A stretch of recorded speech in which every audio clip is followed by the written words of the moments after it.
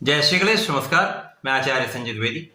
मेरे समस्त प्रबुद्ध दर्शकों का मेरे चैनल पर हार्दिक स्वागत है। आज मैं तुला राशि का मार्च माह का मासिक राशिफल लेकर आपके सम्मुख उपस्थित हूँ। ये राशिफल आपके चंद्र राशि पर आधारित है। जिन जातकों का तुला लग्न है उनको भी राशिफल अवश्य देखना चाहिए। मार्च माह के प्रारंभ में जो ग्रहों की स्थितियां वो इस प्रकार होंगी। लग्न में केतु का गोचर होगा।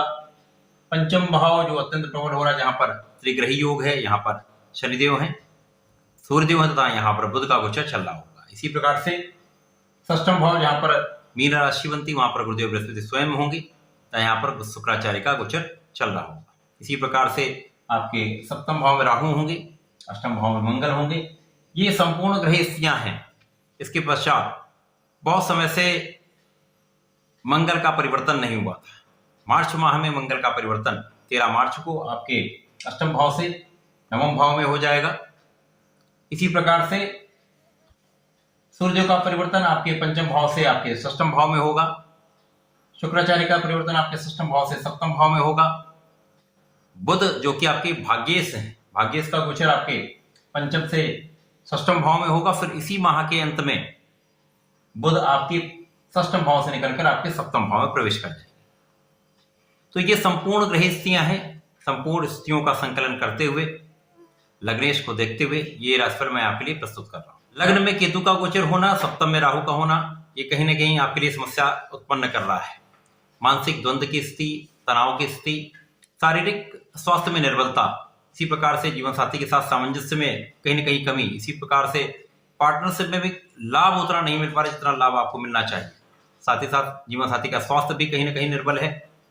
आपसी संबंधों में समस्या, तो ये समस्याएं तुला राशि के जातकों के साथ चल रही। इस माह में जो परिवर्तन हो रहे हैं वो बहुत सकारात्मक है, क्योंकि यहाँ पर मंगल बहुत समय से आपके अष्टम भाव में गोचर कर रहे थे। अब उनका गोचर आपके भाग्य में हो जाएगा, तो कहीं ना कहीं आपको बहुत सपोर्ट करने वाला है, बहुत लाभ देने वाला है। क्योंकि मंगल सप्तम भाव के स्वामी है। सप्तम भाव का स्वामी जब अष्टम में होगा तो जीवन साथी के साथ सामंजस्य में समस्या, जीवन साथी के साथ संबंधों में समस्या, इसी प्रकार से जीवन साथी के स्वास्थ्य में समस्या, ये निश्चित रूप से होती है। अब यहाँ पर यदि हम देखते हैं तो जो धन भाव के स्वामी वो आपके मंगल है। मंगल का अष्टम में होना कहीं ना कहीं आपके धन के भाव को, आपके परिवार के भाव को निर्बल कर रहा है।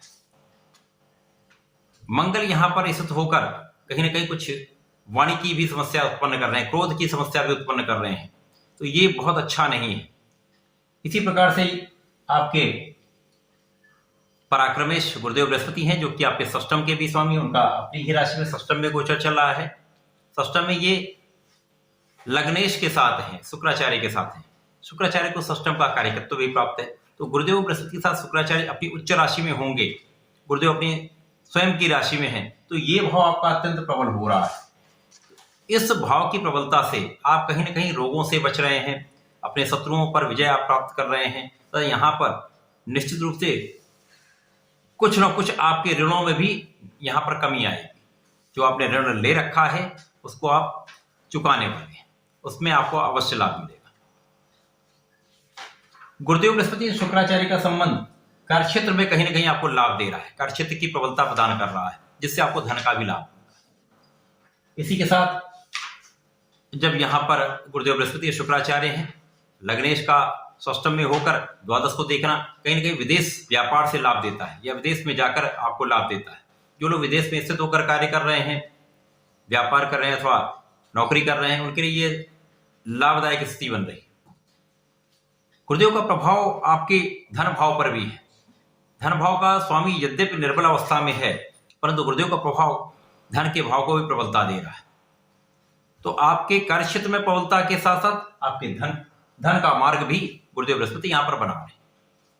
परंतु निश्चित रूप से यहां पर लग्नेश भी त्रिक भाव में है, धन भाव के स्वामी भी त्रिक भाव में है, जिसके कारण पूर्ण लाभ आपको नहीं मिल पा रहा है। इसके पश्चात जो आपके सुख के स्वामी है, जो कि आपके पंचम के स्वामी है शनिदेव, वो सबसे अच्छी स्थिति में है।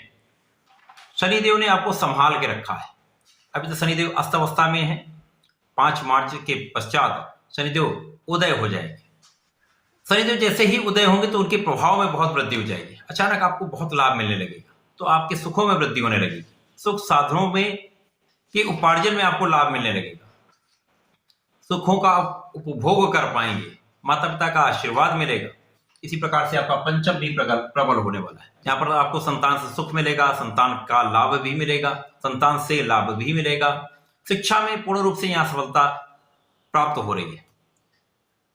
इसी के साथ साथ यहाँ पर जो लाभ का भाव है वो भी अत्यंत प्रबल हो रहा है।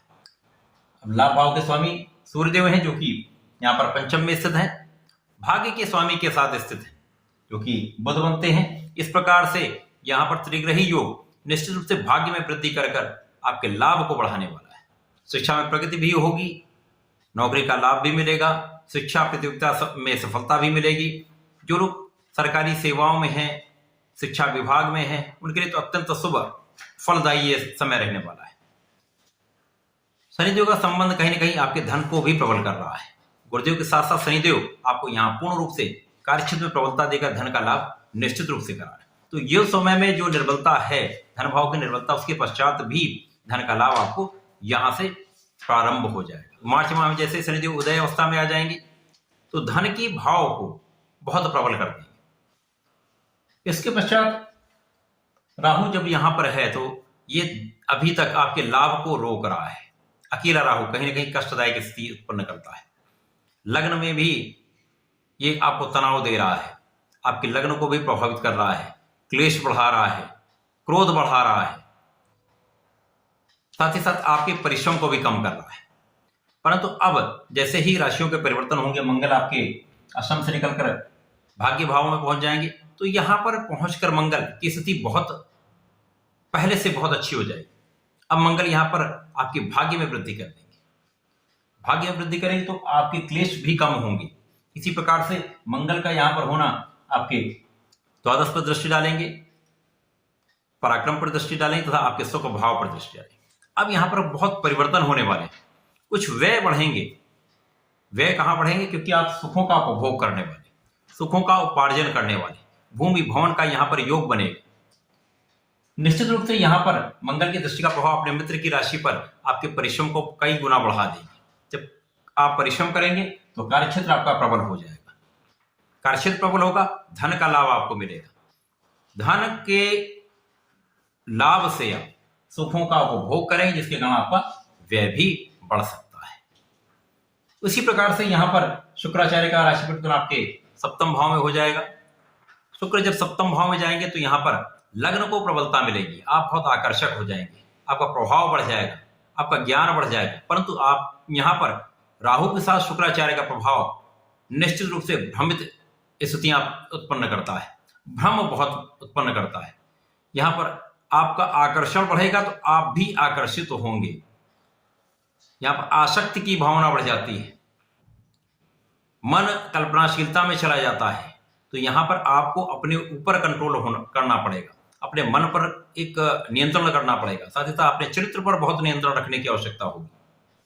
शुक्राचार्य जब सप्तम में होंगे तो राहु के साथ इनका प्रभाव निश्चित रूप से कल्पनाशीलता की वृद्धि करके भोग विलास बढ़ाता है। यहां पर आपको पूर्ण रूप से नियंत्रण करने की आवश्यकता होगी। इसके पश्चात सूर्यदेव का परिवर्तन आपके पंचम से षष्ठम भाव में हो जाएगा, जहां पर गुरु के साथ इनकी युति हो जाएगी। अब यहां पर गुरु और राजा का संयोग बनेगा।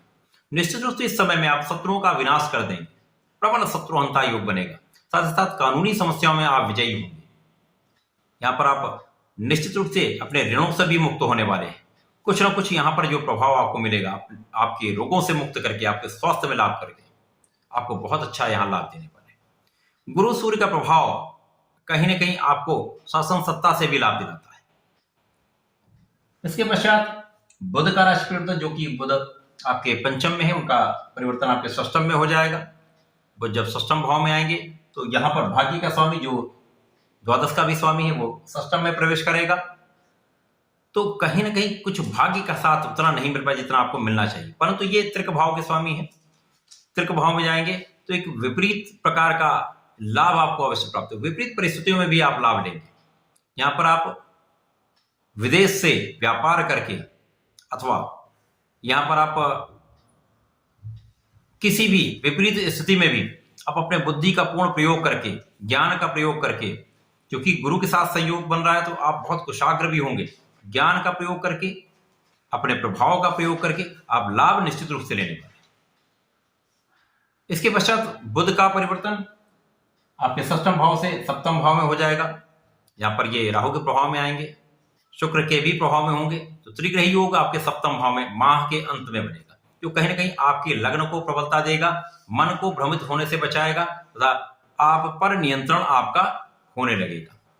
तो मार्च माह 12 मार्च के पश्चात 5 मार्च से ही यहां पर सकारात्मकता आने लगेगी। उसके पश्चात 12 मार्च के बाद तुला राशि के जातकों के लिए जीवन में बहुत सकारात्मक परिवर्तन होने वाले हैं, लाभ दिलाने वाले हैं, जीवन में आपको आगे बढ़ाने वाले हैं। केवल इस माह में आपको अपने चरित्र पर, अपने मन पर नियंत्रण अवश्य रखना होगा। यदि आप ऐसा कर लेते हैं तो निश्चित रूप से आप बहुत प्रगति करने वाले हैं। तुला राशि के जातकों को नियमित रूप से भगवान भोलेनाथ पर जलार्चन करना चाहिए तथा प्रत्येक शुक्रवार को भगवान भोलेनाथ पर दूध से अभिषेक करना चाहिए। यदि ऐसा करते हैं निश्चित रूप से आपके लाभ में भी बहुत प्रगति होगी, लाभ भी बहुत बढ़ेगा, साथ ही साथ आपका नियंत्रण भी बहुत बढ़ेगा। तो ऐसा करें, इसका लाभ लें। धन्यवाद, नमस्कार।